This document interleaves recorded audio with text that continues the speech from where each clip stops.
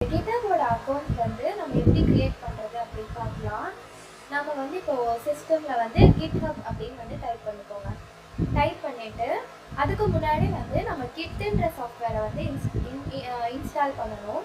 கிட்டுன்னு நீங்கள் டைப் பண்ணிங்கனாலே https://git.scm.com அப்படின்னு ஒரு ஃபர்ஸ்ட் லிங்க் வரும். இதுக்குள்ளே போயிட்டு என்ன பண்ணணும் அப்படின்னா, இங்கே வந்து நமக்கு வந்து free and open source distributor, அதாவது கிட் பற்றி இங்கே கொடுத்துருக்கோங்க. கிட்டுன்றது வந்து ஒரு free and open source distributor version control system.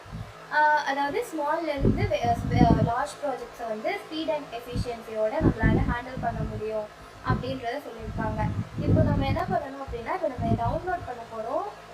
அதுக்கு டவுன்லோட்ஸில் போயிட்டு விண்டோஸில் போயிட்டு 64 பிட்டா 32 பிட்டா அப்படின்றத வந்து நீங்கள் டவுன்லோட் பண்ணிக்கலாம்.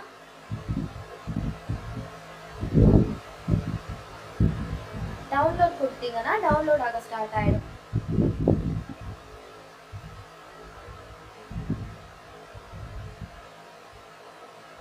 டவுன்லோட் ஆக வரைக்கும் வெயிட் பண்ணலாம். இப்போது இது டவுன்லோட் ஆனோடனே இதை வந்து ஓப்பன் பண்ணணும். உங்களோட ஃபைலில் கிட் ஃபார் எவிடன்ஸ் வந்து இன்ஸ்டால் பண்ணலாமான்னு கேட்கும். எஸ் கொடுத்துருங்க. எஸ் கொடுத்தோடனே உங்களுக்கு இன்ஸ்டலேஷன் செட்டப் வரும். நான் ஆல்ரெடி இன்ஸ்டால் பண்ணியிருக்கேன், அதனால் வந்து நீங்கள் உங்களுக்கு இதை மாதிரி தான் இருக்கும். நீங்கள் அதை எல்லாத்தையும் வந்து ஸ்க்ரோல் பண்ணிவிட்டு எண்டு கொடுத்துருங்க, இன்ஸ்டால் கொடுத்துருங்க. இன்ஸ்டால் கொடுத்தீங்கன்னா இன்ஸ்டால் ஆகிடும்.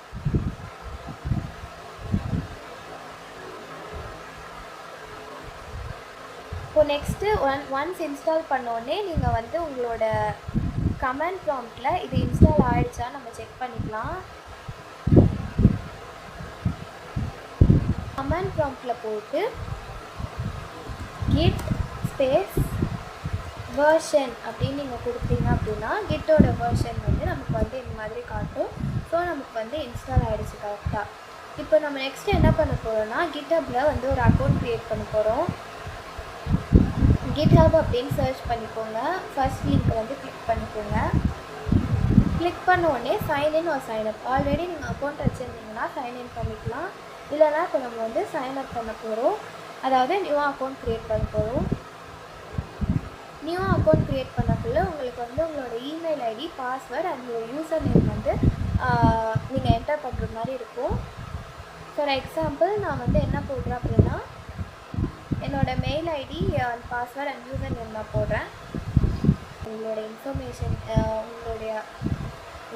ஒன்ஸ் உங்களோட வெரிஃபிகேஷன் ப்ராசஸ் முடிஞ்சோடனே இந்த மாதிரி வந்து உங்களுக்கு இந்த மாதிரி ஒரு பேஜ் வந்து ஓப்பன் ஆகும். இங்கே வந்து நீங்கள் என்ன பண்ணிக்கலாம் அப்படின்னா, உங்களோட மெயில் ஐடி யார் யூசர் நேம் வந்து நீங்கள் என்டர் பண்ணிக்கலாம். நான் என் யூசர் நேம் என்டர் பண்ணுறேன் அண்ட் பாஸ்வேர்ட்.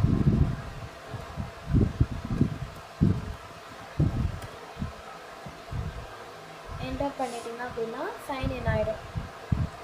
இப்போ உங்களுக்கு ஒரு அக்கௌண்ட் க்ரியேட் ஆகிடுது. க்ரியேட் ஆகிட்டோடனே இப்போ நம்ம என்ன பண்ணணும் அப்படின்னா, இது வந்து உங்களோட அக்கௌண்ட்டில் நீங்கள் போய் ரிவ்யூ பண்ணணும் அப்படின்னா இங்கே நீங்கள் பார்த்துக்கலாம். உங்கள் ப்ரொஃபைலில் போய்ட்டு நீங்கள் பார்த்துக்கலாம். இப்போதைக்கு இப்படி தான் இருக்குது என்னோடய ப்ரொஃபைல்.